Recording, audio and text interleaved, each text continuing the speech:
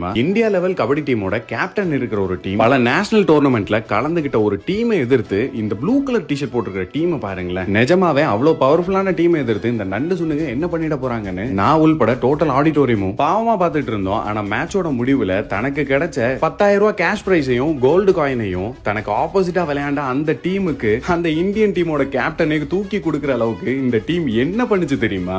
வயசு என்ன, அவங்க எந்த டீம்னு தெரியுமா? ஆக்சுவலா ஒரு ஸ்கூல் டீமுங்க.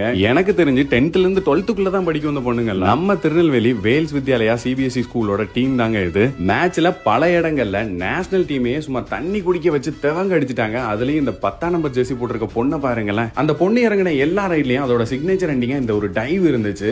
டீம் கையில சிக்குச்சுன்னா மொத்தமா போட்டு அமைக்கிடுவாங்க. ஆனா கழுவுற மீன்ல நழுவுற மீன் மாதிரி அதை அடிக்கிற டைவ் யாராலையும் அதை பிடிக்க முடியல. கடைசி வரைக்குமே 1 பாயிண்ட் டிஃபரன்ஸ்ல போயிட்டு இருந்த மேட்ச்ல நம்ம பொண்ணுங்க என்னதான் தோத்து போயிட்டாலும் யாரை எதிர்த்து தோத்தோம் பாத்தியாங்கிற கெத்தோட நின்னுட்டு இருந்தாங்க. அதை பார்த்து மொத்த ஆடிட்டோரியமும் பெருமைப்பட்டது மட்டும் இல்லாம அந்த ஆப்போனன்ட் டீமே அவங்கள பெருமைப்படுத்துற விதமா தனக்கு கிடைச்ச கேஷ் ரிவார்டையும் கோல்டு காயினையும் அவங்களுக்கே வழங்கி